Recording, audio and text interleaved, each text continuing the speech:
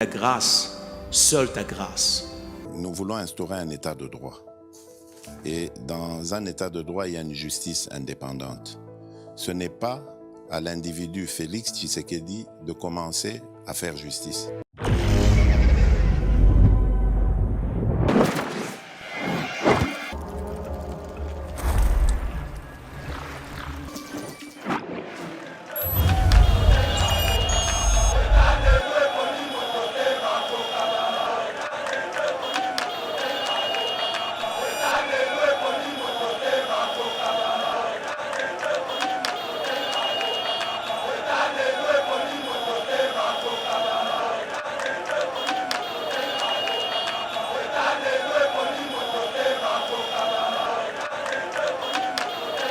Pas Monseigneur Chole atangi encouragé, mais ça faut atanga kombo ya mutu. Atanga kombo Joseph Kabila batunyo sobayebi na Jeep. Voilà avant marche ya 13 mai na 20 mai. Abibo omona bo présenter biso Kabila mutu mabe. Aoni ataba plan bo omona. Donc Daniel mutu a expliqué biso que marche ya 13 mai et bombi ba M23 et bombi ba Mboro yo sa mopanzi sango. Et le koni ne zangi yo yako kota na kati ya likambo osala investigation yako yeba vérité ya makambo yo pourquoi to vandaki mamba poudre Cécilie et bibi bo ndenge ni via lobi na ozonga na lombango to lobi a justice osakana ape na bato mayele oui bobetaki libaku na libanga ya mabe ya Augustin Matata Ponyo Mapon botala ye wana nega zozonga via ye tala enzela justice yango te non kendete immunité ça na nzoto bo senga Sénat ah vieux baati pe trop sir na poulain na ye abi non ayebi ne lokote to longolanga o longolango pona nini na kunya banda ko telo na ndo protéger yo na gouvernement na nga balingaka yo te na kati ya foule bazo yembela ye muyibi nga na contre batwana oh poza na ye muyibi na nute bako yembele muyibi bukangalonzo muyibi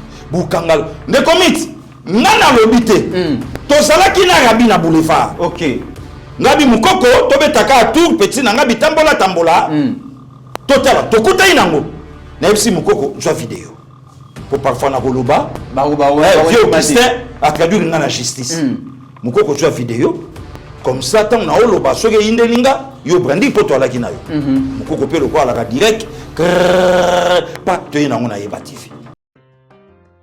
C'est les soldes d'été chez Mima Mode.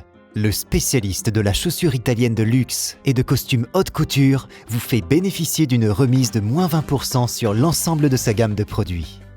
Profitez-en du 28 juin au 25 juillet 2023. Mima Mode. Notre boutique se situe au 12 rue Parisis à Dreux.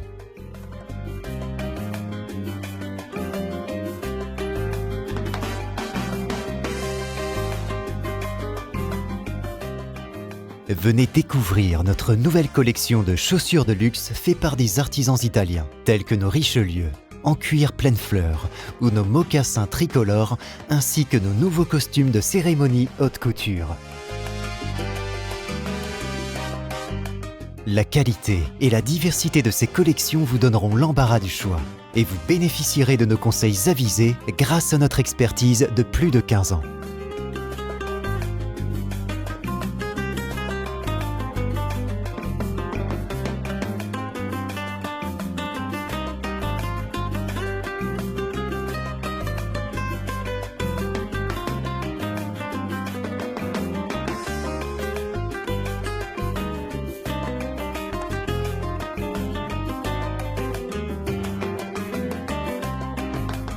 Rendez-vous également sur notre site internet www.mimamode.com. Avec Mima Mode, l'élégance au masculin, c'est pour vous. BioEbs Cacao est un cacao en poudre de première qualité, mêlant l'utile à l'agréable, originaire d'Afrique. Les bio-cacao possèdent des propriétés médicinales et aphrodisiaques naturelles et puissantes. Un autre cacao n'est composé d'aucun arôme artificiel, d'aucun colorant ou de conservateur. Avec de l'eau chaude, de l'eau tiède ou du lait, profitez d'un tendre goût des cacao. Avec BioEbs Cacao, vous êtes assuré de retrouver une capacité physique optimale. Un complément alimentaire conçu pour les hommes augmente la libido pour une santé sexuelle positive. 30 minutes après l'usage, vous avez des résultats positifs. C'est la première fois que j'ai goûté à un complément alimentaire sain, propre, bio, sans produits chimiques et sans aucun effet secondaire et qui fait des merveilles. Tout ce qui est écrit pour ce produit est vrai. Bienfait est pour le cœur et la morale, lutte contre l'hypertension et le diabète. En tant que médecin, je vous conseille d'utiliser. Et pour devenir distributeur, écrivez-nous sur gemsociety1@gmail.com. Nous sommes en Europe.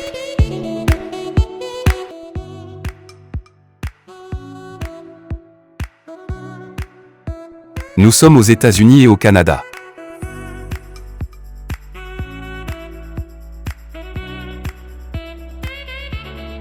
Nous sommes en Afrique.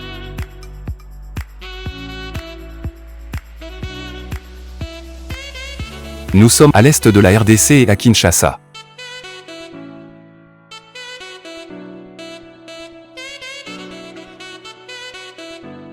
Vous pouvez passer votre commande en ligne sur notre site www.docteurmiracle.com.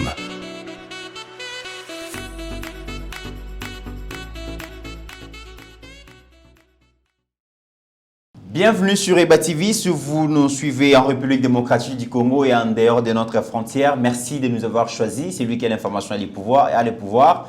Et surtout que dans le contexte où biso souverain primaire, biso peuple congolais souverain primaire, to zongeli valeur na biso, balobi esengeli bazongi sa ceinture et pas ya peuple, ceinture na niveau ya représentation nationale en termes ya député. Mais aussi ceinture à niveau de la magistrature suprême. Peuple a pesaki bokonzi pendant 5 ans. Donc, il y a une expiration et un mandat. Le président Félix doit remettre la ceinture en jeu, mais aussi les députés nationaux, provinciaux, les conseillers communaux peuvent continuer à jeu. Dans la place peuple a une valeur. Et c'est maintenant ou jamais que le peuple a besoin d'informations.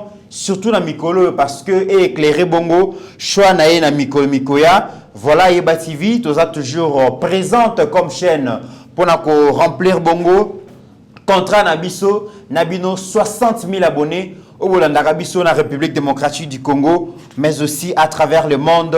Merci à vous, merci Nabino Nyonso dans différentes provinces place Bozali, notamment dans l'Oualaba. Et merci Nabino Pebandekwa Diaspora parce que EBA TV c'est votre chaîne.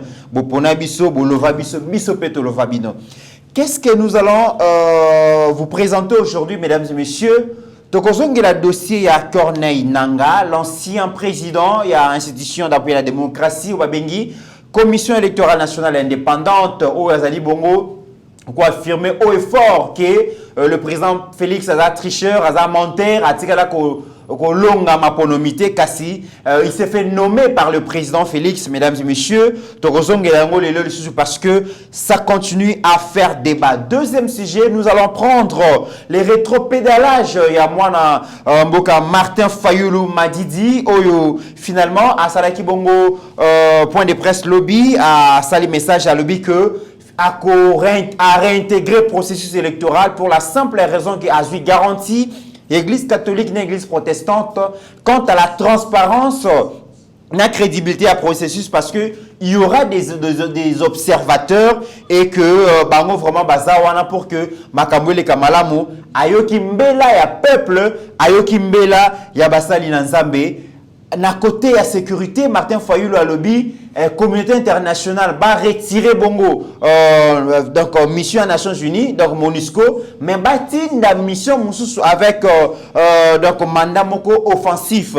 Que pense Pasteur Guili, notre invité? On en parle dans cette émission. Mata Tampogno, dans les dossiers Boukangalonzo, le peuple réclame justice, 280 millions de dollars et Kende Monanakate. La justice congolaise s'en mêle dans ces dossiers. Kassimata Talobi Azalaki indisponible avocat naé collectif avocat naé balobi ba présenter carnet médical ou certificat médical balobi matata santé et malamuté ba médecin balobi 45 jours à repos et cause la malamu po naé mais a outé ko déposer candidature on ba discours belé wana bela kina noté pasteur Guili va répondre à notre préoccupation sinon à nos questions. Et nous allons parler aussi, mesdames et messieurs, au cours de cette émission, Makambuma, Kolekana, EPC, Boyo, qui vraiment tolé et bétami, balobi, bah diplôme, il y a deuxième session, il y a repêchage, il y a rétropédalage. Et Tigala Kosa le maté, Tony Moi doit démissionner parce que à désacraliser bongo ministère et à EPST. Et d'ailleurs boyoka ki bongo tweet bokomo na yango il y a notre consoeur donc Paulette Kimuntu ou alobaki tokozongela yango mais aussi bokoyoka réponse musclé bongo il y a donc Tony Mwaba le professeur maître Tony a répliqué makasi yangwana mama journaliste à Zongi Sima, hein, Atali Sima Zongi Moto, Bokoyoka tweet nae, il y a rétro-pédalage. Et la première dame, maman Denise Nyankero, maman Yabana, donc maman Wataifa, Azalaki Bongo na New York, et Paiwapi Akindaki, pour accompagner le chef de l'État, pour participer bon, à 78e sommet Assemblée Générale des Nations Unies, Kassibouébi qui maman Denise place Union Sozalaka a profité a partagé expérience naie et puis ayi bapé maye les malamu ou ko profiter bongo na organisation ba première dame d'Afrique mais aussi na République démocratique du Congo. Qu'est-ce qu'elle avait fait comme activité dans New York, mesdames et messieurs? Beaucoup découvrir Rango Bongo na émission Lilo. Encore une fois de plus, bienvenue. Salutations spéciales à notre DG Shadrach Lolo, déjà dans le plateau. Je vois Rabi Mokoko, la coordination. La technique aujourd'hui, assisté par Meshako Chudi et Mike Chiswaka, notre jeune frère des papas. Et je vois aussi Mauricio Mandé, notre ami qui assiste au tournage de cette émission. Pasteur Guili, bonjour et bienvenue. Bonjour Ndekomit, merci. Bonjour, on a 160 000 abonnés. Et je crois que Kimia, Ezana Mabotana Bango, Ezala O Bazalia Onamboka, Ezala O Pe Bazali Banda. Un bon mardi magnifique. Na ba congolais et congolais union sopé misona bango matoi na bango eza toujours na katamboka pona koyoka basango na maimanso ndenge to bana lingala eza koleka katina mboka na biso Congo. Depuis Kinshasa tozotombela mbotama elamu na madame Deborah Toadi aux États-Unis d'Amérique et Rabi Mokoko merci donc que du bonheur c'était hier mais bon voilà. Et moi, ma camoupe est belé dans mon tout, lui quand même tout récupérer pour soit surprise à papa et ça a pu biso ma bête.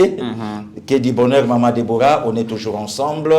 Nzambe akoba na kosai la yo bolamu o sali na sena moi et zalamu keke o etikali. On est toujours ensemble, c'est depuis Kinshasa, Pasteur Guili et Yeba TV.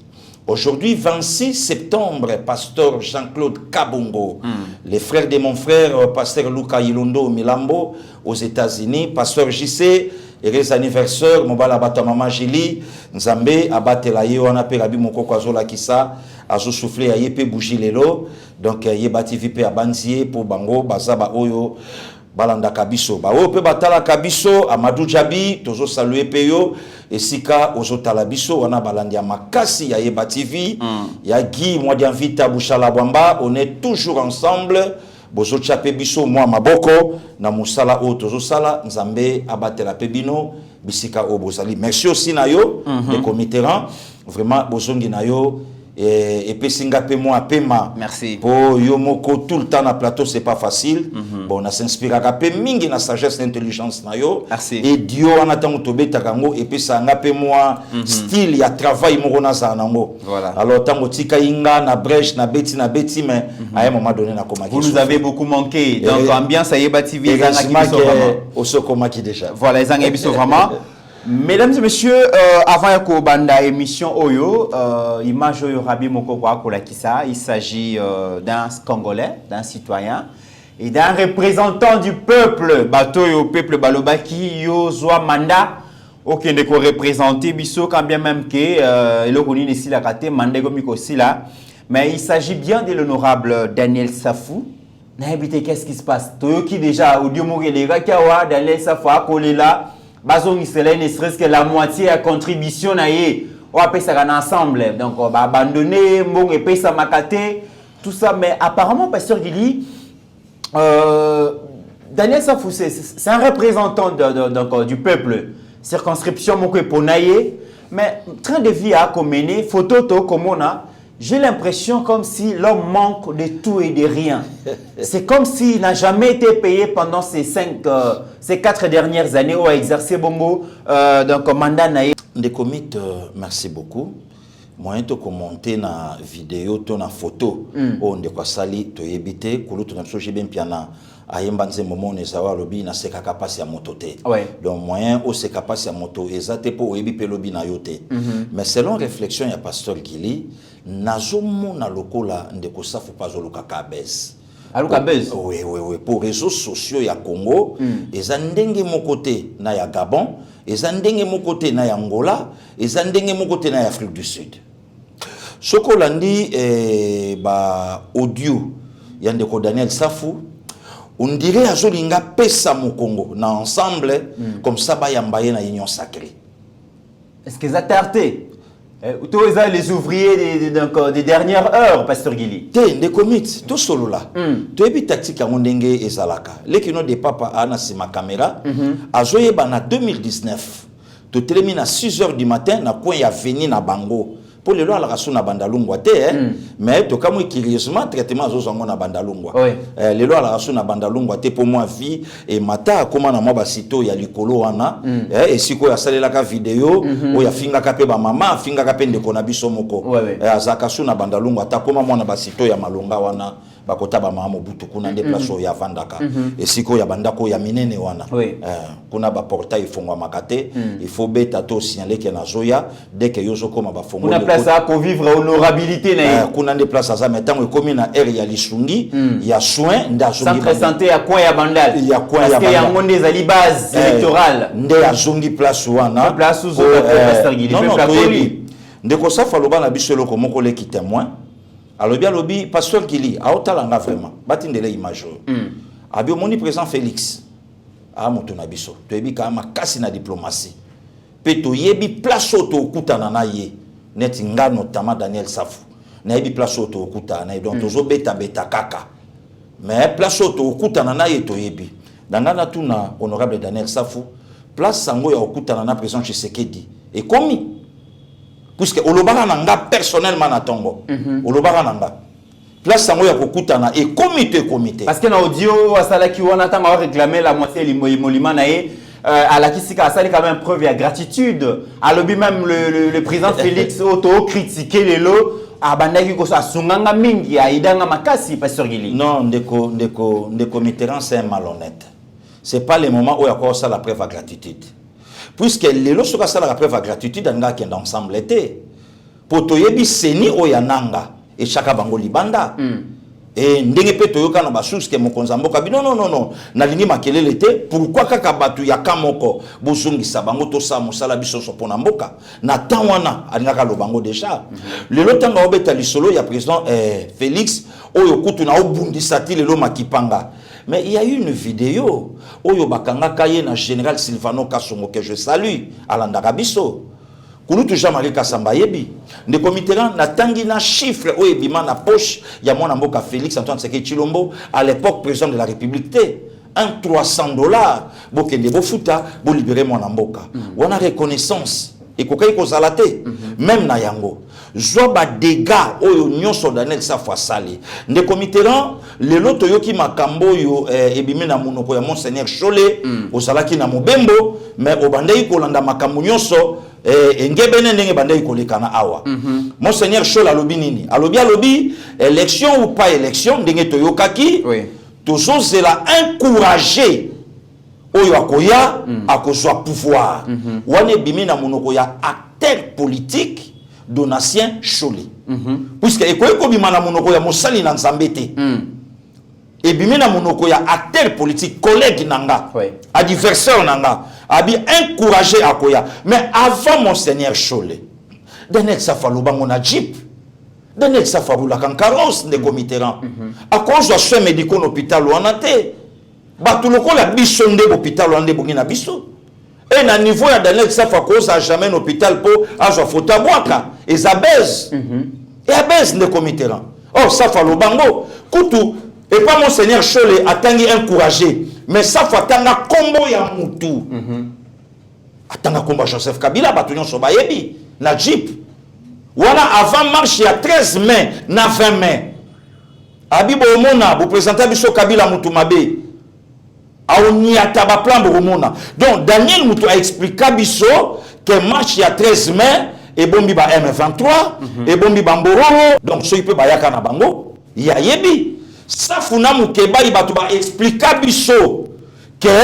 Maman Marthe Kasalu Tshisekedi makila ya ba Congolais o Félix Aokana koboma na mutu na yo yango to oyebisa o déjà Maman Marthe oyeba Daniel Safuna ye curieusement de Comiteran tola muka na bossa nous telema moko Daniel Safuna parlé du peuple to salana yo oyo telema pour aménoncer la République démocratique du Congo moka na biso abi oyo sa courageux oyo sa mobali azwaka loi wana libanda akotsango Safa bana oboma moto donc asa boma déjà na oboma tola muka Safa lobia lobino bakata biso mbongo na biso na tikala jamais ko toucher autant bapesa nga 1000 bapesa nga 2000 bapesa nga 3000 na osenga kutu na cotisation nga bapanga ne fiske 10000 ndeko mito sala parallélisme ya bato ba Holanda biso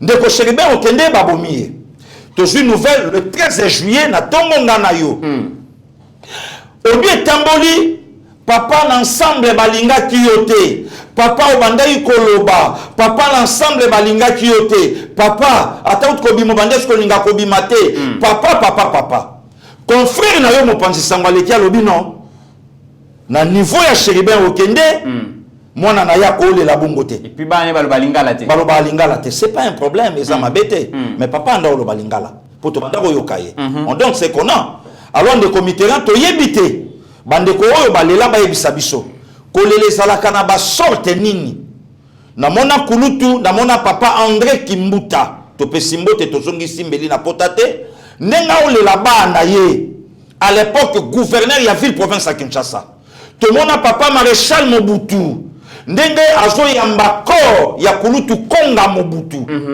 mokonza mboka obeta cercueil mona nena kati alali ba osimba président de la République to mona le président Denis Sassou Nguesso na Maroc ndenga zolela sa première fille aînée Edith Lucie Bongo ndenga olela mokonza mboka na milieu ezobima mon curieusement mona Chéribin okende akolela bongo te tozotuna il fallait le ndenge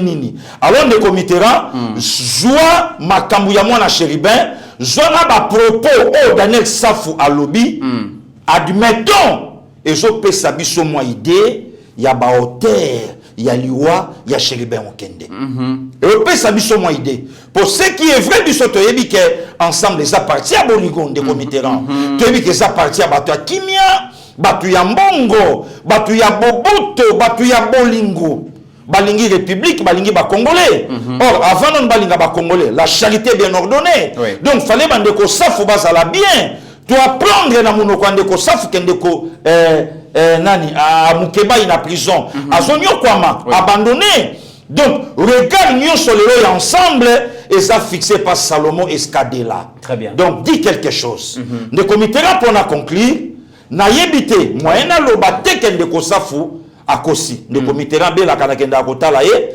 ngape nzote tungisaka de comité ayaka otalanga mais na tunika motuna et ça beste na niveau na ye ya député sûrement ba na place au parlement et assurer bango pour na soins médicaux na bango sûr ba représenter un peuple est-ce que papa Mbosoko Diampwanga amoni poulet na yete na modèle ya li yango et si kasafa keili na niveau ya ye moko safu tant que politicien il fallait avoir photo wana a balancer yango pour je senga lisungi na batuto na nini voilà ne Comiteran qui a bibwara to komi na 2023 na suka to komona ba scénario si oyo to komona ngo donc na conclure ka ke ndeko pa osala base na ye apesa ensemble mon Congo rapport, il y a bah, député local Daniel Safou. Daniel Safou, Bazali, race, tout,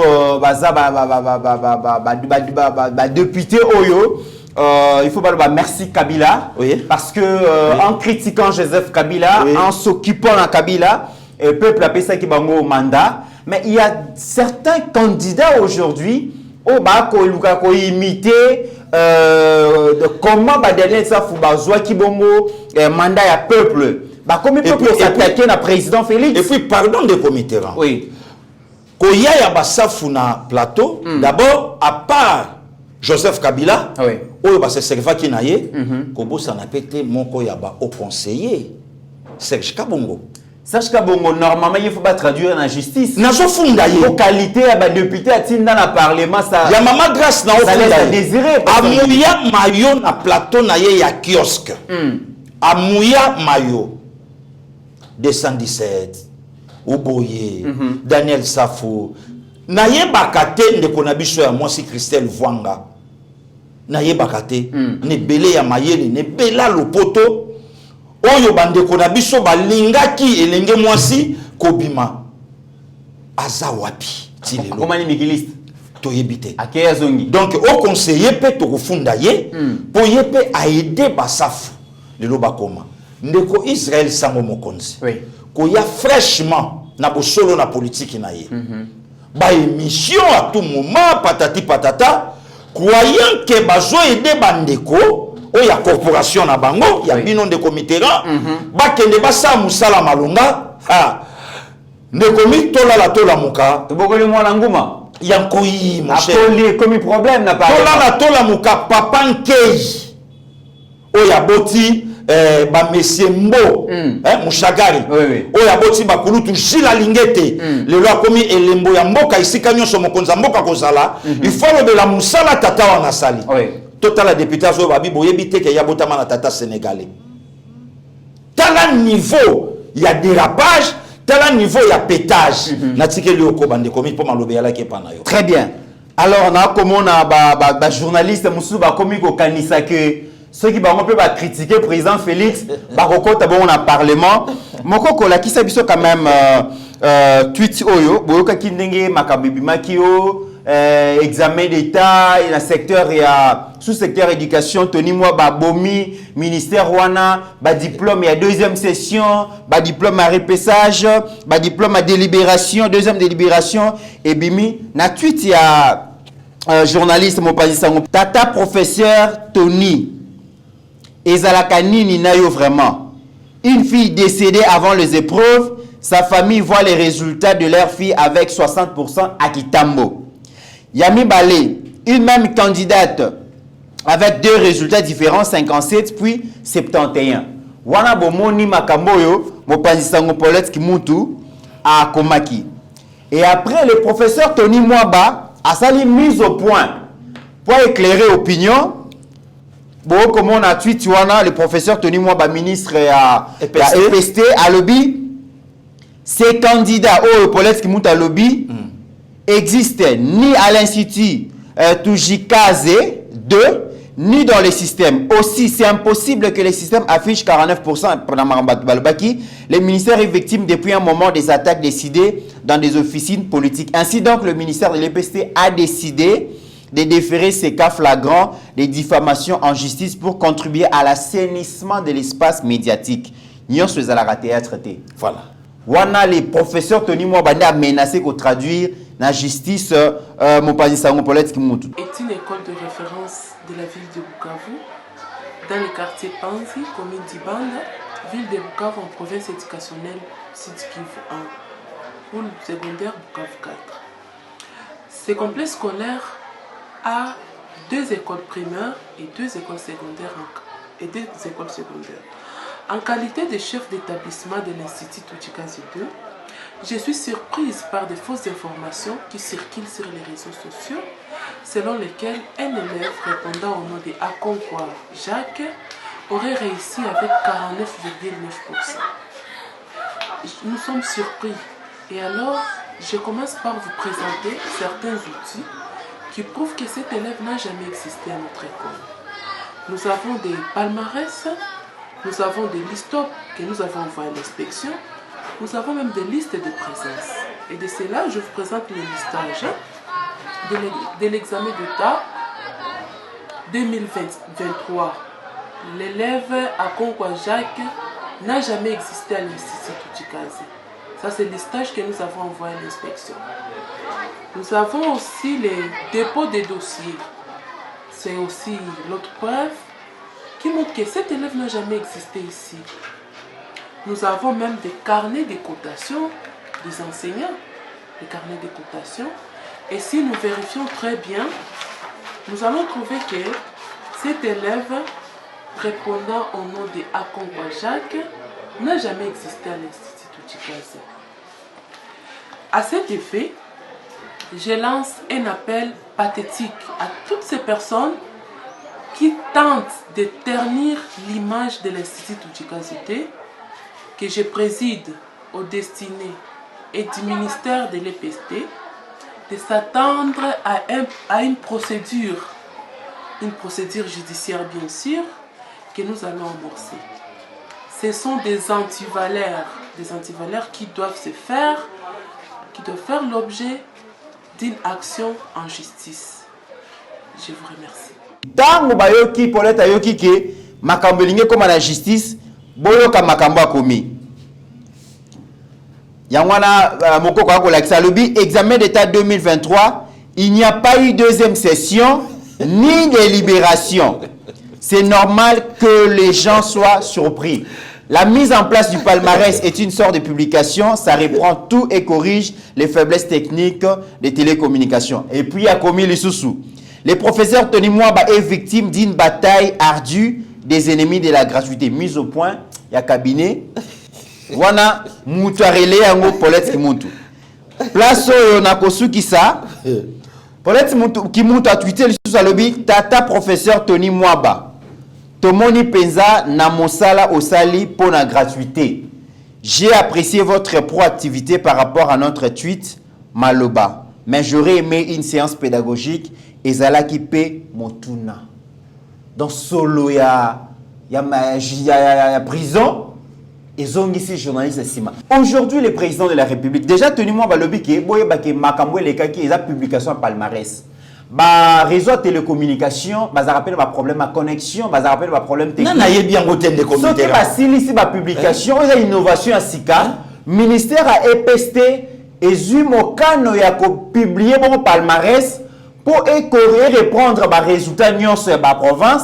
Mais aussi et corriger quelques erreurs au yoba réseau télécommunication. Et ça recours de comité. Ni recours, ni deuxième session, ni ce quoi que ce soit qui s'attête. Na bandana e bandeli ndenge otangi makambo nyonso. Oui. Ne comité nazo ebisa yo ke na yebite so etolobani na mboko yo. To ça na poema mutu. To bande ko kanisa bande kwa théâtre na lobaki ya ngolobi. Ne bato ba sexa biso. Na bato ya mayele otoyebi musalo bino bosa les 4e pouvoir. Pour votre information des comités aussi bobimisa président de la République Maréchal Mobutu journaliste abima na corporation oyo a dirigé mboko pendant 32 ans. Réseau moko eza ya bapanzisa ngweza nini ya ko frapper au panzani au bengi bango bosololi et comme il est likambakop kasi babeti yango to waka monyama ekangambisi babeti yango excellence Tony Mwaba croyant que excellence Yuma akufungwa mande comme ça soka fongwami abengi alinga siko na kota na kati ya réseau na kota na kati ya système yango moni bapanzi sango ya réseau wana ebele pe balai na kati ya ba circuit mais balingi mokonza mboka te mais baza soutenu na bato mokonza mboka atie bango mokoloto po baza lesika wana alingi Tshisekedi te mais azokomisa muto yo Tshisekedi atie lesika wana. C'est un réseau de mafieux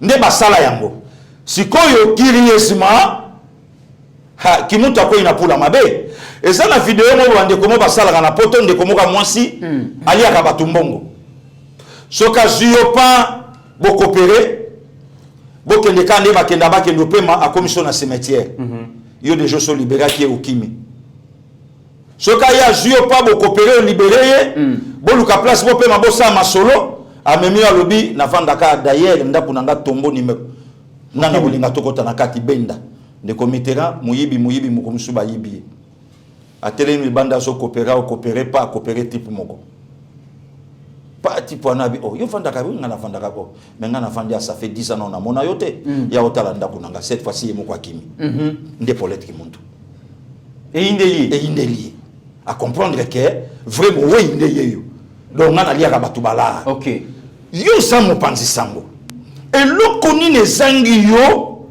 yako kota na kati ya likambo osala investigation yako yeba vérité ya makambo yo pourquoi to fondaki mamba poudre Cécilie et bibi boyendeki nini non innovation moko epesa ye nango innovation moko toni mwa baye nango après ba résultat lokola ba makambo ba kokoso na ba connexion za ba mingi lekino de papa betili solo bakenda kotala o ya bango collègue na bango na émotion na abeta 90 fois Congo ebimate connexion système essaye mobulu azongi na parler na kolela petsa ngaka dai na tongo nango bo pampa yewana azui donc ezalaki nango na kati na makambo tokoma nango yo mo yebiso tokomi na pokwa ba amoureux nyonso il faut zaka na moi méga po abelela alors connexion comme arabi soa mobulu sikoyo na ba publication ya ba examen d'état yango epesa ye na système asika bon c'est aussi ici ce que biso toye na nettoyage comme ça et permettre et si quand bébé salaki toke na ngombala moko nde loko esalami o esalami. C'est un professeur d'université. Nalobi na yo ayebi importance ya diplôme de Mitterrand. Ya malonga le président congolais salaki ya kozwa enseignement ya kopesa na fils maison. Selon ba source ngande na yoka l'excellence toni mo babotama na ba parents ba enseignant. Donc à coli na mbongo ya enseignement, à coli na enseignement, ayebi enseignement, lelo ye moko professeur d'université, maître avocat, apesa à cours. Donc politique qui monte à quoi na maboko ya mutoyo, ayebi makambo oyo ya olo bango malamu, à comprendre que non, tous les victimes ya attaque, ya groupe moko ya bapanzi sango, ba olika ba betanga na fongwama pour na solution. Cette histoire avec Tony Mwamba ça ne passe pas. Et il est vrai pasteur Guili Tolo Baké. Dans le sous-secteur éducation, pasteur Guili, et ça secteur moko y a bas problème. Secteur enseignant, bazar secteur moko très difficile à gérer. Des comics na kato malobate. Et au-delà même il y a l'ikabo gratuité, l'État congolais a confronté na biloko y a manque, il y a des écoles publiques, voilà. Ba manque, il y a ba bon, prise en charge, il y a ba enseignant. Tolobi que donc tout n'est pas rose, mais Tony Mwamba depuis qu'il est arrivé dans l'EPC, Azola Kisake, c'est un ministre, il y a terrain, bah voyage d'itinérance, il se bat pour consolider gratuité aux Akibongo initié donc mise en application par le chef de l'État, mais malheureusement à ce sujet il y a gauche, il y a droite, parce que dans chaque discours à Mokonzi Zamboka Azan a raté conventionné gratuité comme avancé moko mboko. De comics nani a yebité que le ministre Tony Mwamba yé moko na ministère na yé bazana makoki ya kopesa mokonza mboka deuxième mandat kaka bango moko banda makoki ya kopesa le président congolais deuxième mandat pona nini récite d'abord ya gratuité. Vous comprenez des comités. Récite d'abord il y a gratuité enseignement. Des comités en Namboka ni tout le monde ministre qui est la Jessica Basala Kababan. Pour Bakabola, on a 6 provinces. 60 000 bons. 60 000 bons. On a 6 provinces, 10 000. Au Vandika, pour Nabilo Baloba, Kota la tato, Tony Mwamba Ndenga Telema, Kota la Moutou Naye, Kota la savoir-faire Naye, Mouto Yo, c'est sa blague, il y a mauvais goût de Tony Mwamba. Il y a presque ma province, Nyonso. Pour la colonne, parce que la directive se mis un ministère, il faut suivre ça les makas. N'a pas source. Il faut désactiver comme si c'est sérieux makas. N'a pas source, nous na yoka ba clergé ko yebisa mokonza mboka.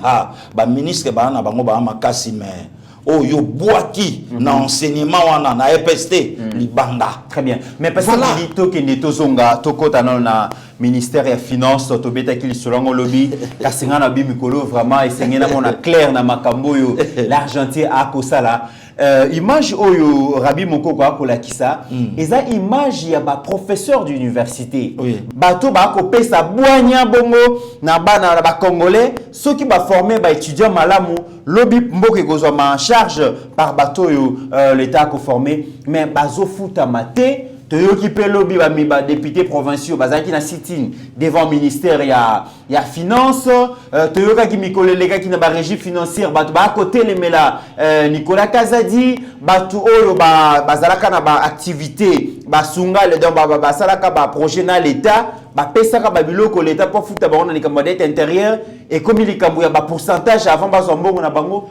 Tout ça parce que pasteur Guili oko expliquer on dit dans un pays au budget ils 16 milliards enseignants, professeurs, maté, députés, provinciaux, maté, bateau, ça qui va faire dans l'État. L'État va foutre bango ministre, il semblerait. À cause de bango pourcentage pour pas mort na bango. Oso expliquer on nini na régime à président Félix. Ne comite matondo na yo. Babilo ko mingi et comme ko sala malelo pour ka keza président Tshisekedi, pour ka keza Nicolas Kazadi.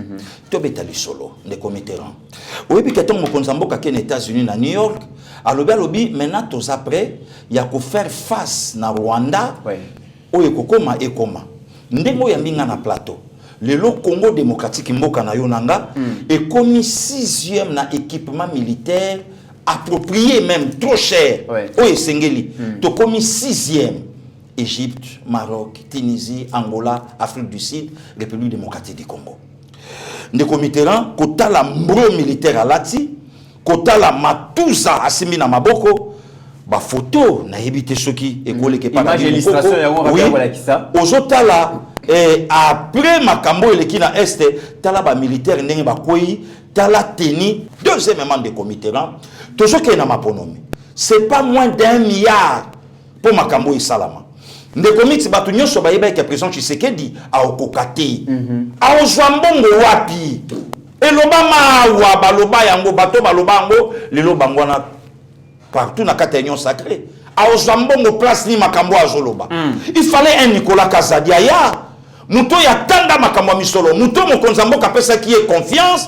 Abina o compter na yo pour serrer. Makele l'onion so ebima. Balinga ki un ministre de finance à la passoire. Ba dette intérieure ya lukuta. Makambo lukuta ko kosa ba 30%. Kota la tato classe atangi ba place ya le kasali musala. Ah quand même na mo mbongo na yo ya kolisi ba na eba Jacques. O patangisi bango pe malonga. Atangisi bango na ba condition. Mais babi aza na ligne ya matata mponyo, ça veut dire que aza soutenu la Banque mondiale, Fonds monétaire international. Ba ebisi ko banga te soki président Félix Ameki kolongola yo to suspendre ba partenariat yo zalaka kawana. Kuluto Franco Luambo Makia di papa pardon allo ayembaka lobi Mobutu ko banga te bandoki basilité na mboka na biso ya tant de sorciers o ba yebi ko même konzamboka yomoka lobaki yango o ba yebi ko balola likambo na époque ya ministre Nicolas Kazadi nde budget mati na époque ya ministre Nicolas nde mama ye motongami nde komitonga ba moni mama yemo olobaki yango lobi ba kosi likambo babite. Et ça, dans le gouvernement, pendant 25 ans. Pendant 25 ans, basali allusion na HJ. Na oesali wa nasima. Le kuta. Le comité na technicien de formation. Marché tango yaka bacha kango na se. Mutu nyonso oyo lelo ayaka ko marché. Il faut aller quelque chose. Bah quoi peut marché babi ok bon de comité bandana no refinancement comme ça bongo biso to pesa yo sima. Nyonso na po basala nini? Balongola batuna mutu que c'est le gouvernement congolais. Oh ce pas le gouvernement congolais qui est l'argentier, n'est-ce pas Nicolas Kazadi? T'as la campagne de diabolisation. Tolali tolamuki. Makambo lo kuta ya pamba o esangela mutuna makolonyo sonaka pona ko salir image. Ne komi tozo poussa na maponome. Babiloko ebele mboka eza na ngo bosenga oyo mokonza mboka azo compter mingi na financier na ye. Sikoyo nesika to landa makambo ya bwalo bajitunga de la patrie ya papa chéri ya lobaka. Totika yango po bafuta individu mbongo na ye pe ya lukuta. Ya lukuta. Mbongo lokuta ya lukuta ne komiti. Tosala na nyongo moko ya batumoko ba leisaka je crois ba militaire na bonne année moko elekiso na bo sanitaire et même makabiso na ba 2 millions de dollars américains ministre Nicolas Afuta yango Afuta donc problème on le comment ça la bateau Nicolas Osolaté de même Natoni Mwabakasa dit donc Nicolas Osolaté campagne de diabolisation même na kati ya union sacrée le bina lobaki yango je suis de l'union sacrée mais mboke ça gérer na ba ventilier papa nzele lenge sa basali ba université bazotonga ba hôpitaux de comité oti fraîchement katanga ba hôpitaux bazotonga comme 145 territoires et bénédiction pour la Congo de comité là chaque territoire empreinte à programme on est de comité là na monia on a mis na loi là-bas et ça na ba secteur musungana na auto commune muté gouvernement sa komi abuki école yandele a chibriki na fin fond na ba kinzamvouete na ba partout babiloke belebele biso mona kini kolobangote sko yebisanga lelo okozwa courage ya kufinga ministre ya finance comment na nini otala ba makambo nyonso lelo tokomi nango lotili kezo pela partout na ba fin fond ya mboka oyo même na territoire Stando na moni na Luala na territoire Stando 22 écoles voilà 5 centres de santé clinique mo ya kitoko voilà et na ba territoire nyonso zo mona vraiment que ba empreinte sa programme wana ezali de commit et l'autre comment ça la biso les réseaux sociaux Motomoko avandi à l'action ninga au la vidéo bois quand on a TikTok au moni TikTok et t'as la maca partout il se fait comme tachaboué azole kebe ah Nicolas vraiment faut démissionner au soko kate et le comment côté au soit ba 30% le lot ça na likambu ya preuve azape montute azape na mwasi na ye azape na bana na ye azape na belle famille azape na ba collaborateur na ye bon d'accord le quoi bande kwa na ba lobby justice yamba biso moto ya pesa na même 2% pour na bimisele mbongo à se présenter na parquet comme ça ngai na kotsa démission nanga okomona mutute mais to ko lukambongo pour na financer programme il y a développement à la base na 145 territoires bambongo ezam bambongo mususu ezape na maboko ya batu matata mponyo na programme de police pardon même atali kambango ya badet intérieure et la kana budget annuel donc mutunu suka la ah non la moko boye 1 million ah Nicolas Fouta il faut fouta ma sans planification au Fouta ni OK ah Nicolas Vanda ah non moko boye 500 000 et nango troté père dayaka à côté ça babongo mo boye ba Fouta ka perte Nicolas Kazadiatari budget Fouta ah non moko tendeko et ça na budget annuel au gouvernement a blokaka pour na makambo etali banyongo oyo république a joie ne commit et ça na bato basa spécialisé na chaque régime mais na yoka pe pasteur Gili likambo d'être intérieur babi Nicolas l'argentier alingara Fouta ngo vraiment te a Fouta ka mingi oya bapaya kasi bana mboka ndako Fouta te alors que bana mboka pe ba bénéficiaire pe na baganya pe moi ba marché ba préfinancer moi ba biloko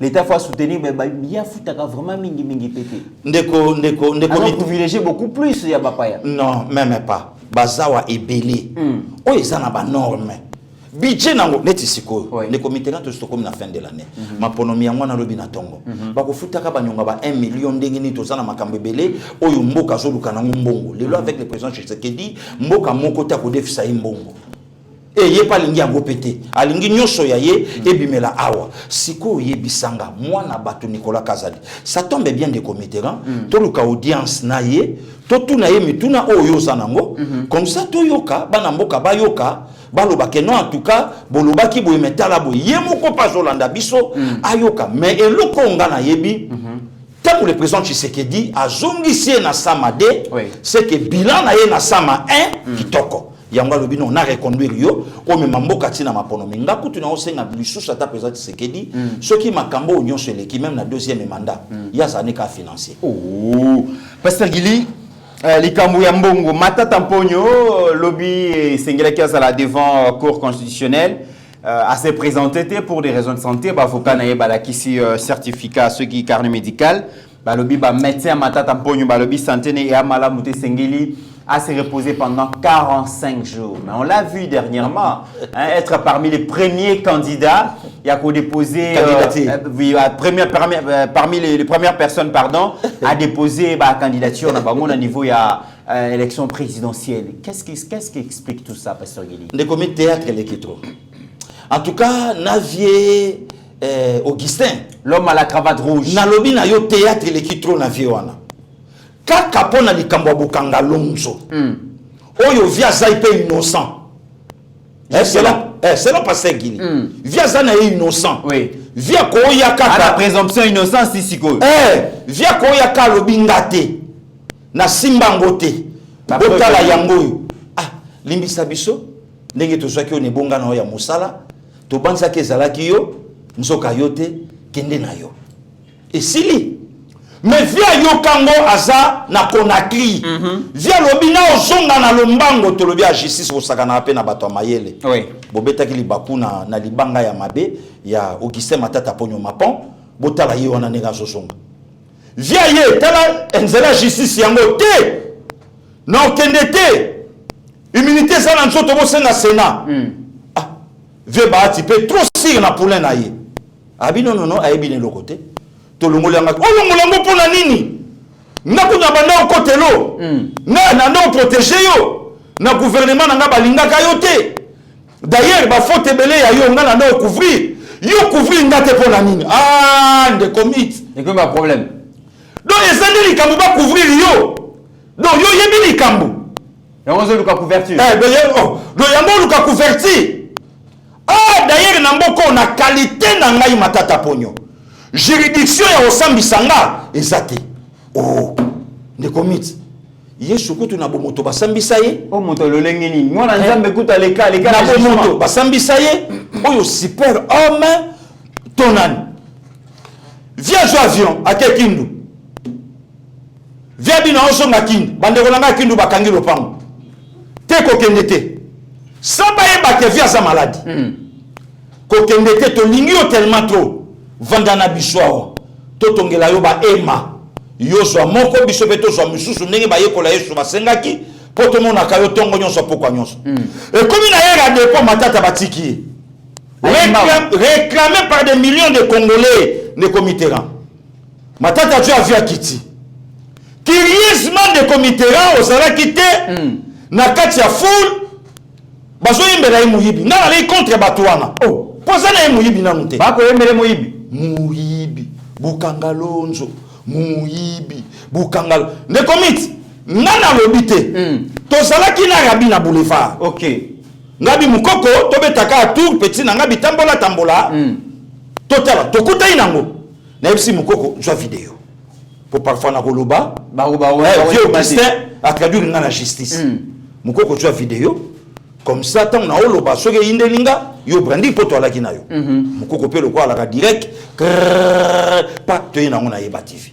siko maladi pe vie siko to bite via obelani embolique pulmonaire te po ya bango ezala toujours grave ne commit ko sakana na vie wana te ata mama mo réhabilité construit et simbaka raté fois que na libanda ne commit merci beaucoup yo mo moni rabia la kisiam vie on a sala accident avion motakufa ne comité là avec kenda kokwea na ravin na aéroport je crois ya Kivumu et bambana na ba rocher ba pilote nzela ba kenda emonana te ba pilote sud-africain via bika même matin au gratini rien yoka problème azaki na traumatisme crânien abika biso to rolo baboué mais kamesko soki médecin expliqué muto na traumatisme crânien de commit à cause la soumusala ba chiffre belé 8 jours après mutaza na bokono oyo tangi wana de commit to ebi ezala ba kombo musu ya maladie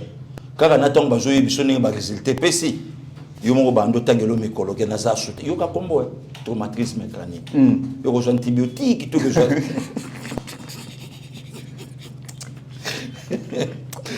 c'est pas possible de comité là yo ka kombo ya malade et ko précipiter ba milio ya mutu traumatisme crânien nanga imoko na yebite za côté nini Et ça les lignes Bamboli pulmonaire. Bamboli pulmonaire. Voilà là sur la face à la justice.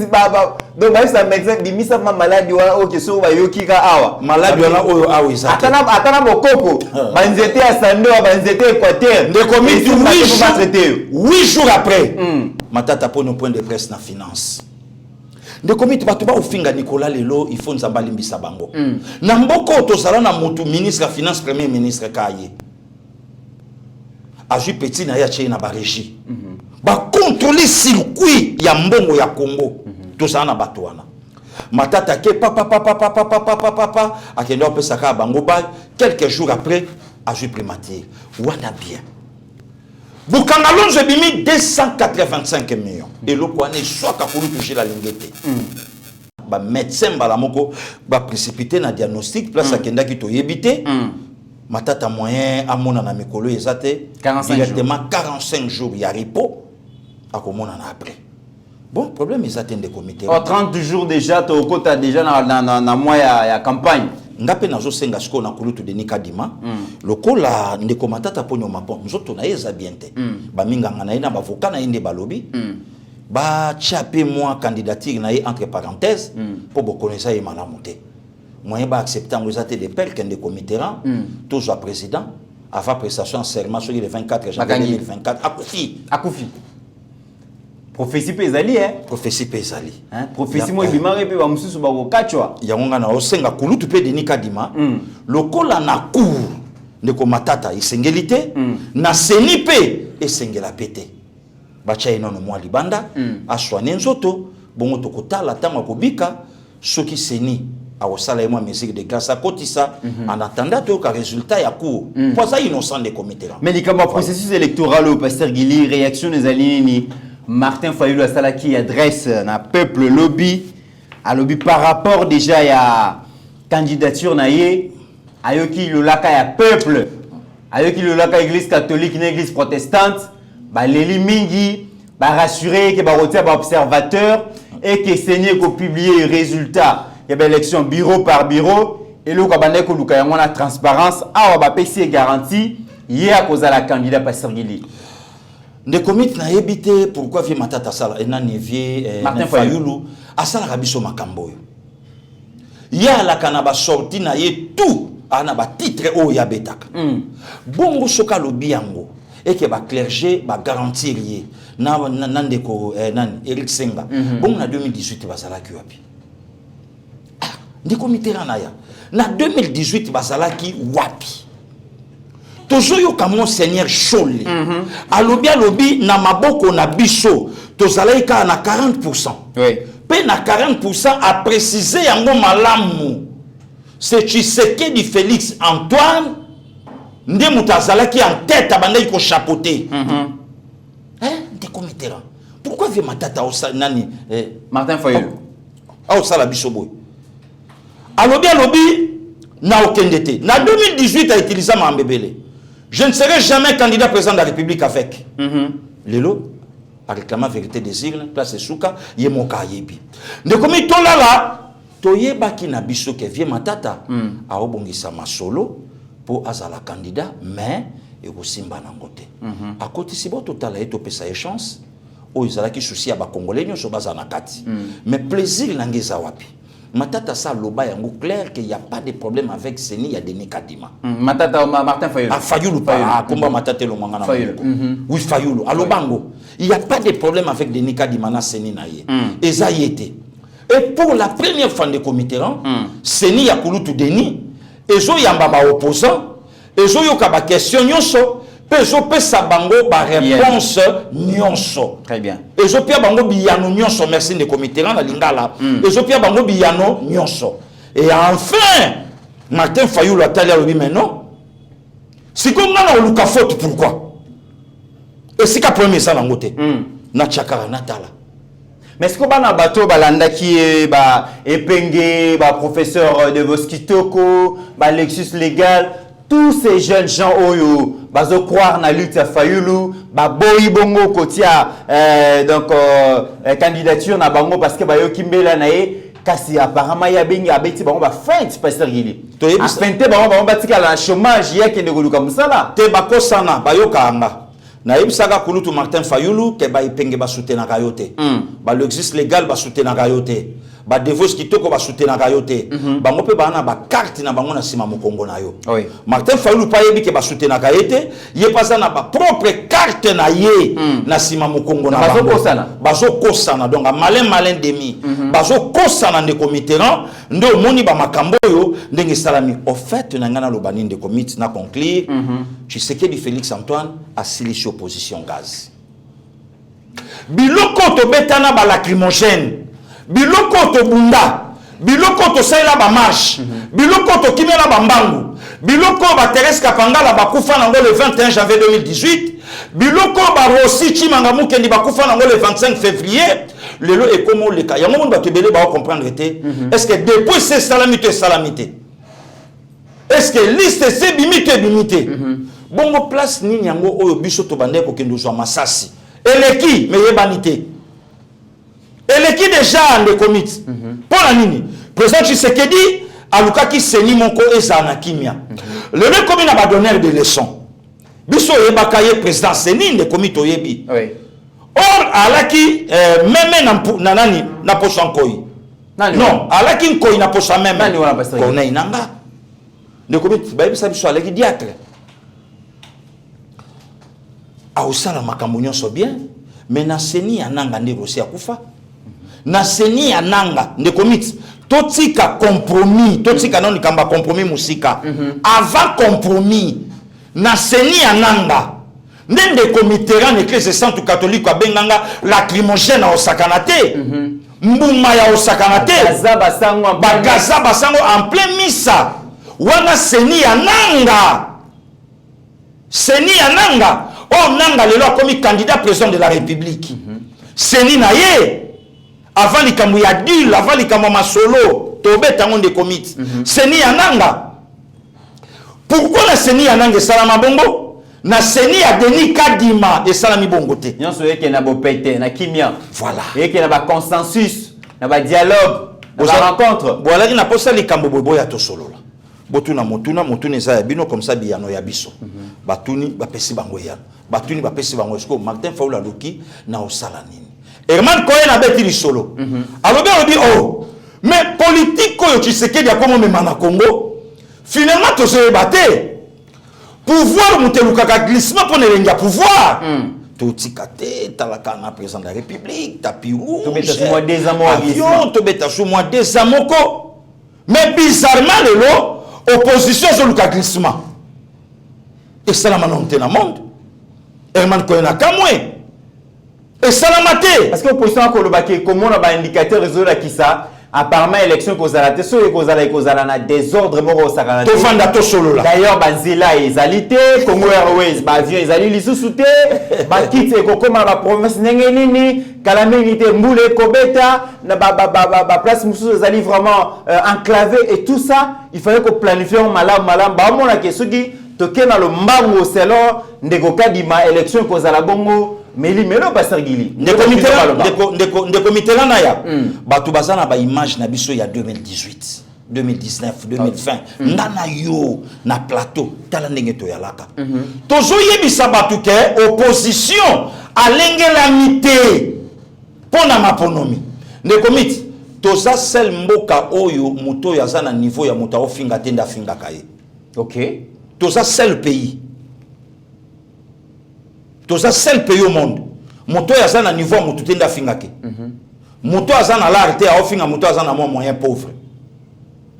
Moto aza vilain a ofinga moto aleke na mo bogar vilain. Inversion la réalité là. Ya ba donné de Mitterrand.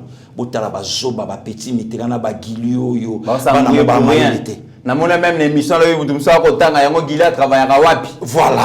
Lokola oyo ça les amu salate. Oh ah. Omona ki ngolo bi. Moi répondre qui atunya lobi abi. Kongo wazo sala wana za musalate. Kasi nsamba la kela biso. Musala wana lelo. Yango muto. Ememi pasteur Gili na Londres, ememi en Afrique du Sud, ememi na Kenya, etambusi la province presque belé na Congo. Yango ezotanga. Parce que ndenge ezotanga réponse na ye ezanalia. Parce que tango yo vando zotu na na sala ka wapi. Yo lingi ngai na sala wapi. Place yo lingi nga na sala eza place ni. Et tenga, pour m'en éviter. Oui. Alors, des Mitterrand, toza sel mboka oyo bato to bandi ko lobanga na yo ah mitera o nzale o saletala gilo liboma opposition milenge la mité ba na mbongo te abecho à l'époque alobi non d'ailleurs magamba glissement zate tu sais que dit to ke na yo tina suka Olivier Kamita to telema alobi non même pas une minute à otikela yo tozo koma tozo sila na yo zo kende curieusement lelo Monseigneur Cholé alata eloko rouge abi élection pas élection toza na manœuvre toza la permettre na encourager azo est-ce que toza sous qu'on mérite niveau ya bongo na Congo démocratique donc toza mboka onde commit mutaota langana yo aota biso ma bibiso to na niveau te parce que yo otala bato ba na niveau te ndengini voilà azoli satana yo satana ye donc le nom moni ba kamu nyoso ta comme salama président Tshisekedi alobi tant qu'un démocrate to ko respecter délai pour tozonga na makambo to le kaki na ngote ndele lo Russi Chimanga Mukendi candidat député na ba valeur na ye oyazaki nango na savoir na ye oyazaki nango ndele lo candidat député très bien mais basali nde ngwana te ndekomi tangu tokomi sikoyo bichingo bila yango wana tokomi sikoyo po tosema opposition ebebi mais non Tshisekedi video ya epenge bato nyonso bayebi yango te président Tshisekedi tovanda nanu tosolola towila nanu kokende boye te po so tokeboye mabe ezali ndenge nini ndekomi ta anticipe oyo moke po nabungisa mwa likanisi oyo elinga na motu te ndeko Corneille Nangaa candidat président de la République na élection ya 20 décembre 2023 Corneille Nangaa aza d'accord na seni ya Denis Kadima yango ache libaya na ye aza d'accord Corneille Nangaa lobi mais non tout ça là tout au barré route na Tshisekedi d'ailleurs c'est un menteur Tshisekedi avanda ayebi nini masolo to sala po yabima mais Corneille a bosani te auto sala émission même pas 3 mois na plateau ya Kulutu Kasamba alobi to koki ko sala débatté na présidentielle il y a 2018 Kope sala quitté Tshisekedi Félix Antoine Prince il est à ces cas il est d'ailleurs pasteur Gili likambo ya accord to zongela mona mboka fayulu na likambo ya sécurité d'angade la chité na même parce qu'on a anticipé oui likambo ya accord tout le monde était d'accord que entre président Félix na prédécesseur na il y avait un accord mais c'était un accord de gouvernance pasteur Gili parce que Yemoko Nanga d'ailleurs avant de continuer tout l'andana no extrait à émission comme ça to ya kozongo merci de comité là. Les résultats des élections, je parle des résultats définitifs des élections, proclament le président Félix Antoine Tshisekedi Tshilombo président de la République. Il l'est. Arrêtez de réfléchir là-dessus, sans aucun débat. Mais en même temps, les résultats définitifs du jeu de la Cour proclame, annonce aussi une majorité au Parlement qui appartient à une famille politique. Évidemment, c'est une situation atypique, pas atypique, normale. On l'a vu dans d'autres démocraties. Hein? Mitterrand, Chirac. Chirac, Mitterrand, Balladur. Oui. Chirac, Jospin. Oui. Et ainsi de suite. Ce n'est pas la première fois. Mais chez nous, c'est la première fois qu'on vive une telle scène. Et les gens blaguent, hein? C'est des irresponsables. Ils ne savent pas. Les climats qui avaient eu lieu entre décembre et janvier 2019. Nous, on n'est pas des responsables. Et nous disons, grâce à Dieu, le Congo est resté Congo. Ce qui s'est passé, c'est quoi? C'était la première fois qu'on ait ce qu'on appelle une alternance pacifique. Le président Mobutu a remplacé le président Kasavubu. Il n'y a jamais eu de remise reprise. Non. le président Laurent Kabila remplace le président Mobutu. Pas de remise de reprise. Ils ne se sont jamais vus. Et Nanga a permis ça. Non, non, laisse-moi arriver. Allez-y.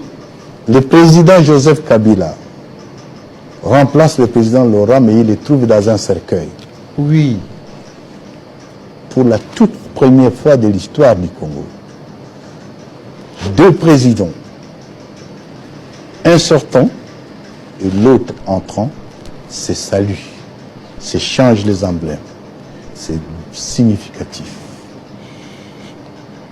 Suis-je en train de dire que tout était parfait? Loin de là. C'est une œuvre humaine. Mais on y est arrivé. En revenant sur les résultats, oui. Le président Tshisekedi est chef de l'État, mais il y a une majorité qui appartient à une autre famille politique. Le FCC. Il faut signer un accord politique, c'est l'accord de gouvernance. C'est de cela dont Nanga a parlé. C'est de cela dont Nanga a parlé, et c'est ce que Nanga sait. Qu'il y ait un autre accord, Nanga ne sait pas. Permets-moi, oui, je peux vous donner une illustration. J'ai ici l'ordonnance. Deux ordonnances d'ailleurs. Ordonnance numéro 19056 du 20 mai 2019 portant nomination d'un Premier ministre. Il s'agit ici du Premier ministre Ilukamba. Oui, Ilukamba. Quelle est l'ordonnance? Et il y a une deuxième ordonnance, celle portant nomination des vice-premiers ministres, des ministres d'État, des ministres délégués et des vice-ministres. Au visa, ou je dirais au préambule de cette ordonnance, il dit président de la République, présidence de la République, ordonnance numéro 19056 du 20 mai 2019 portant nomination d'un Premier ministre. Le président de la République. Voilà, donc Nanga Koloba, c'est clair qu'il y avait un accord de gouvernance parce que les élections, les résultats provisoires et définitifs, il y avait l'élection qui sont proclamée par CENI, confirmée dans la Cour constitutionnelle.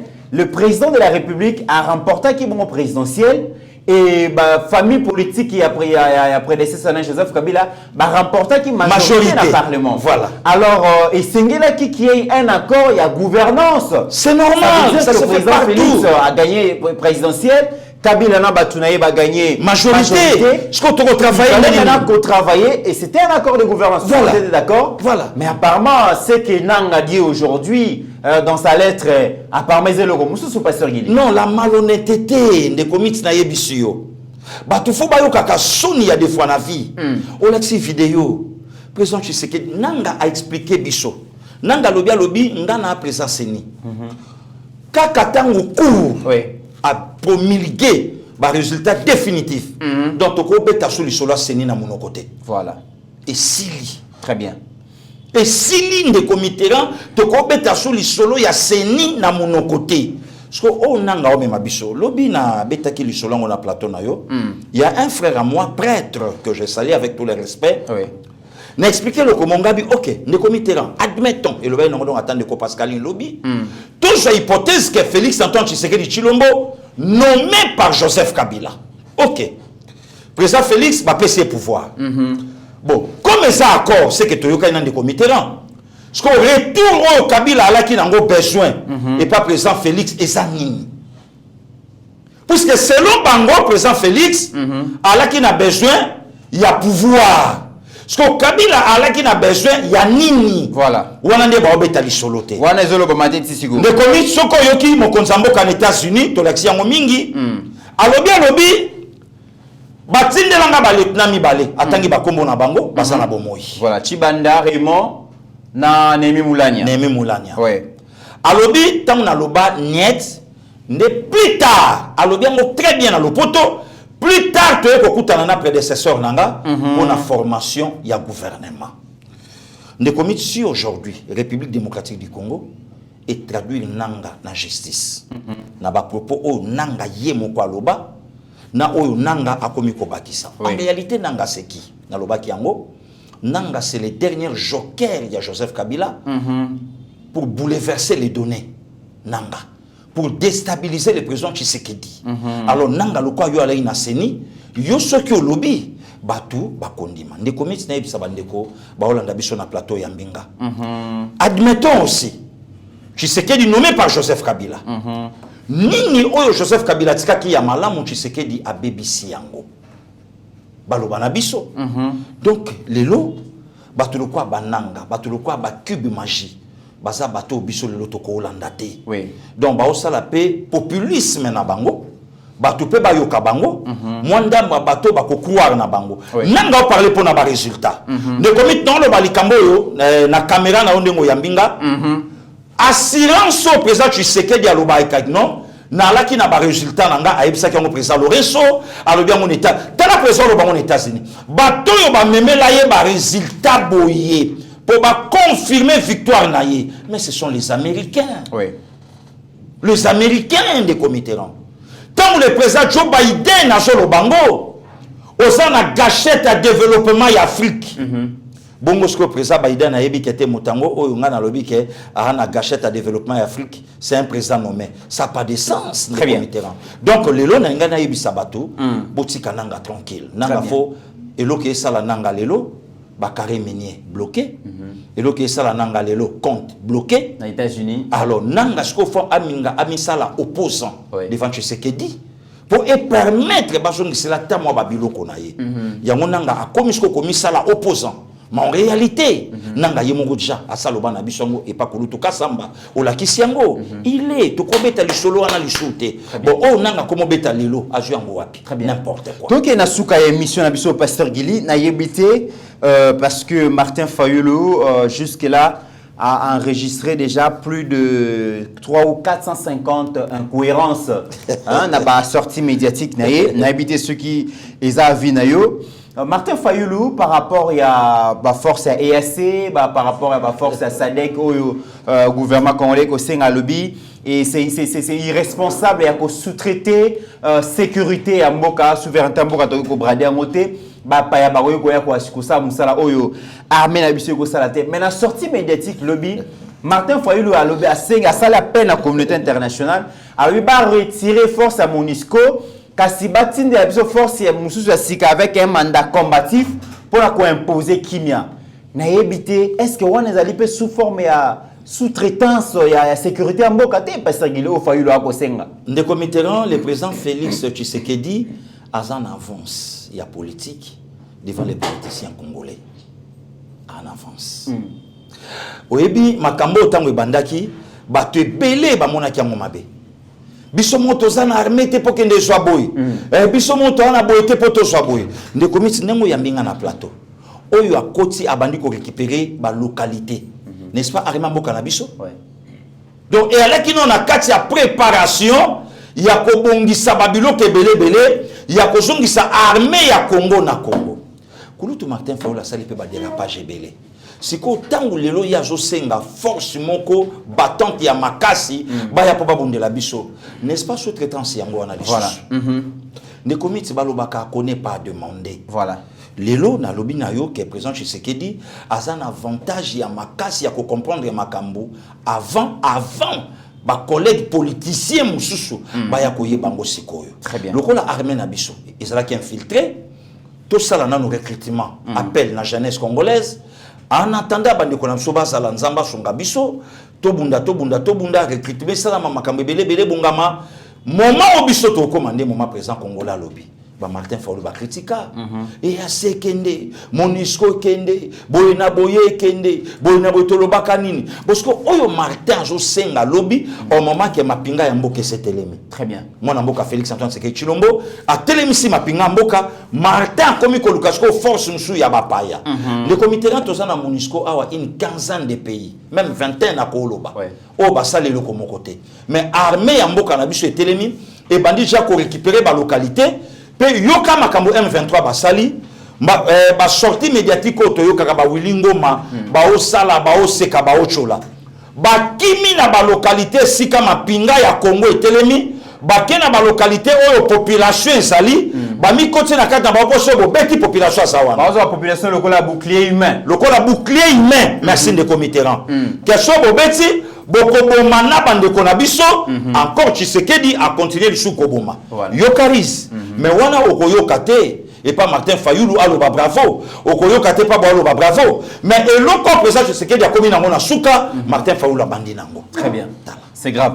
Alors tokomi na suka balobi soki okei wenze tambola la distinguée première dame Denise Nakiro elle a compris cette réalité partout où elle se présente en tout cas à Lukaka Abimana eloko moko oyo soit à Yebakite soit à Yebaki Malamute mais aussi à partager expérience en tant que première dame dans différentes organisations Zalaka na ndeko mususu c'est dans ce sens que na participation à la République démocratique du Congo na 78e Assemblée générale des Nations Unies au Tata Mokonzi Akendaki première dame Mazalaki wana maintenant le chef de l'État a kosala musala na gauche yepe a kosala musala na droite na organisation na bango organisation ya première dame ya Afrique Maman Denise Azala bongo vice-présidente bakutana ki vraiment na ba première dame mususu c'était le 20 septembre na New York pour la évaluer bongo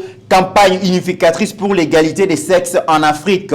Les résultats évalués par les premières dames, boyebi en Afrique, moi sina mumbali bazala kindenge mon côté na ba plan ebelé que ça soit sur le plan professionnel, éducation, moi si kotangi sa minita kobala na etangi sa mobali makambo ebelé alors ba première dame d'Afrique ba lobi makambo na esengele si là et puis ba ko lutter contre toutes sortes de discrimination et à moi si vraiment na sol na biso ba meka ki réfléchir sur makambo oyo babandaki ko luka babi d'ailleurs je peux lire on a déjà photo oyo Rabi Mukoko akola qui la distinguée première l'écart entre les sexes en Afrique c'est autour les 7e qui ba discutaki dans ba première dame lingaki vraiment que Afrique et ça l'espace moko oyo plutôt sur l'égalité sur le plan éducation sur le plan de la santé sur le plan de la profession et Maman Denise a distingué makasi invité des marques na bango et zalaki bongo Jill Biden donc la première dame il y a États-Unis, Azalaki Bongo, a yebisi bango qui a accompagné bango pe pour lutter contre toute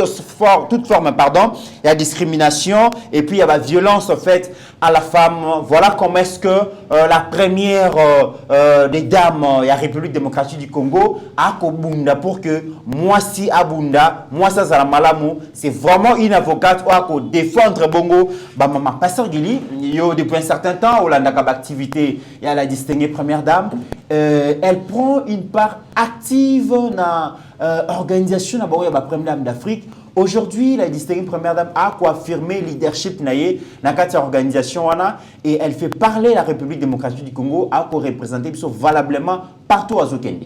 Les comités, bravo à la distinguée première dame. Bravo. Donc, une femme de fer et une accompagnatrice auprès de son mari. Donc azawana ka ate toke mazana zolu kapé parti na ye yakota pour ateka la République démocratique du Congo. D'ailleurs les comités là ko sanate na rôle na ye c'est pour la première fois organisation ana ba penser pe na Congo démocratique. Ba makamsu ne comité toye bisaka batuke Félix Tshisekedi Antoine ayena babilo konyoso mbali boso batu ba mona ngolo kwa polémique moko boye. Les comités biso sont la première dame officiellement depuis 2006, 2019, 13 ans, tout ce que la commune a baninga ne baluka été. Alors le coup la paix bakipa été, mais à continuer na bloka ba théâtre, ba bloka kokende kozonga ba bilanga on place les sabatu, tout le monde a pété lelo. Ozomona. Mais mususu tangoye, baninga batali balobité, oyo to monnaie a le kola biso. D'abord humilité na ye. D'abord, avant comme non première dame, Moussala oya bande ko sala place afanda ki na mikili ya poto, et ça Moussala pour sala ngo faut ça mutamote ma mawa. Il faut ça mutamote ma monene. Donc pour na ye, en tout cas biso photo pour ça. De comité là biso to yamba une dizaine ya ba première dame mawa. Depuis Congo et Sala Congo. De comité biso yamba 15 chefs d'état. Depuis Congo et Sala Congo. To yambi bango kaka pour na couple oyo ba komi lelo bazo diriger biso lokwa baboti. Tant ba komi les États-Unis, lelo ba komi les États-Unis, na ba Dubai ya salango, na ba mboka nyonso ba kenda na molonga ni naye, abenga asola na bango ne komit oyebi lelo poto na Congo projet ya excellencia bato ba mona ngo excellencia azui 83 te ne komit eza ba biloko oyo e bouleverser même ba donner ya basi ya ba konzi ya kotala ba bi mais non muto biloko azanango il faut avoir un financement na biso pour c'est pas de la blague donc voilà un des comités le long moni musala oyo la très distingué a osala azo jouer rôle ya état ne comités bato babetaka lisolo Chine se développa Japon mais beaucoup en détail ezala ndenge nini batala ke to tangate batala ke to maintenant to jouer kimia ba jouer génération ya bana bango batindi bango na ba États-Unis batindi bango na ba mboka misika tant ba yekoli ba jongi na ba mboka lokwa ba Singapour ba Japon ba Chine développement salami eza ba biloko yo fondation temte ko salango donc maman zui kaka charge ya mboka ndachango na fondation ne commis dans 15 ans bana biso ba leki na biso ba ndeko na biso oyo bakeyi ko tanga libanda lobi tamba koya okotala même mito ya bandeko basa ba journaliste lokwa ba Paulette Kimuntu et ko zali soute moi c'est raison na kaboyete moi ça la kamotema mabe boyete journaliste à la kaboyete journaliste à la lokola boyete donc koshwana tango ekotelema ekoya pe kotombola mboka melobi mama satika yebonga atika linda kisa oyo mokitane tango akoya abina joie nzela wana na landa. Ce qui m'intéresse beaucoup plus d'ailleurs ces derniers temps pasteur Igili c'est le Congo féminin. Le Congo féminin, je vis encore la résurrection dans l'opinion. Il y a artiste Abeti Masekini Nazalaki na Lola, je vis un documentaire réalisé par la fondation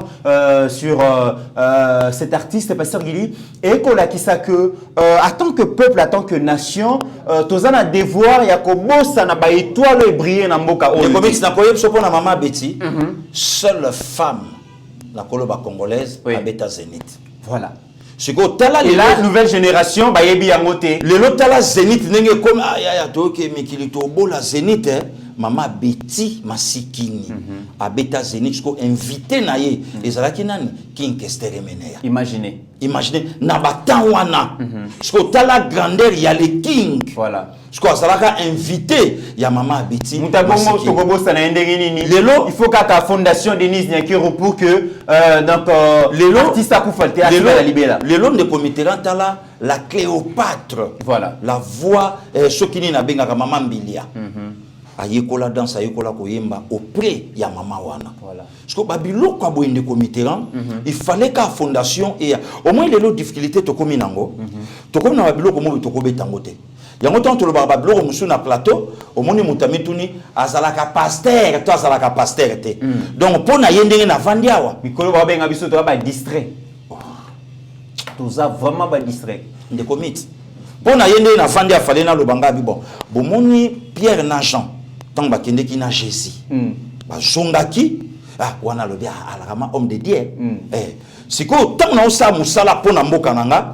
tala ventilier oyo maintenant monsieur tata monseigneur de Nassin Cholet a kobeta politique sans verset biblique wana va remettre en cause qui ça mon idée donc problème est ça on a des comités musala lelo yo tala na bamboka lokwa États-Unis la distinga kei asangisi baninga basi pe moi si ayambo ya Amerika alobi na ko accompagner bino na makambo yo nyonso to kenango pour permettre ndabulo na ko loba même prix Nobel ba pesa mo qu'il fallait ba pesa mo la distinguer au pasteur. Ça n'est fini pour aujourd'hui mesdames et messieurs tokomi na suka ya émission lobby ko za la bongo journée internationale ya tourisme boko mona affiche wana l'expert en tourisme Didier Baye à cause à la bongo na conférence virtuelle na Twitter d'ailleurs à Kolobela Congo au-delà d'être un pays minier, un pays à vocation agricole mais c'est aussi un pays à tourisme. Alors le Kolobela journée mondiale à tourisme Didier Baye Mbombo a tenir conférence moko virtuelle et cause à la bongo lobby mercredi 27 septembre 2023 à 19h heure de Kinshasa. Donc Baïba Kolanda yango, je pense que beaucoup mais biso inbox to copé sabino ba modalité ni bokoyi Kolanda yango. Vraiment l'idée baye nabi que lobby c'est son domaine vraiment à pesa éclairage sur l'état des lieux il y a tourisme. Pasteur Gilito commune en souka émission mo ya clôture. Merci na yo ndeko Mitterrand.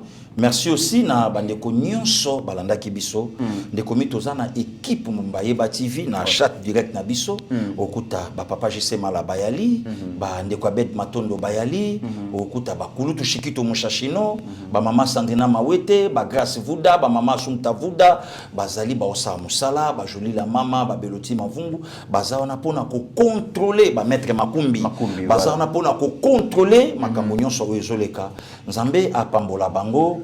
Mama Diane, je vous salue. Il y a papa Martin Chaco depuis Toulouse, papa Brandine Zita, il y a maman Bijou, Kolo à Batela Pebino, papa Émile, il y a maman Sylvie à Toulouse.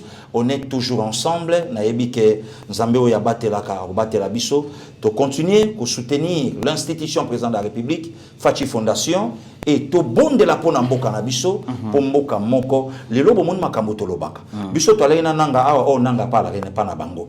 Tango moni yindi awa nanga zongi vrai pa na bango, kuna bayambiye. Mais nous autres, to kelo pa na biso awa. Kimia na mabota na bino. Merci na yonde comité randengo banza kinga. Au-delà de nos divergences d'opinion, mesdames et messieurs, la République démocratique du Congo reste et restera toujours plus grande que la somme de nos ambitions individuelles. En attendant, portez-vous bien, car chaque jour est une vie. Merci beaucoup. Ta grâce, seule ta grâce. Nous voulons instaurer un état de droit. Et dans un état de droit, il y a une justice indépendante. Ce n'est pas à l'individu Félix Tshisekedi de commencer à faire justice.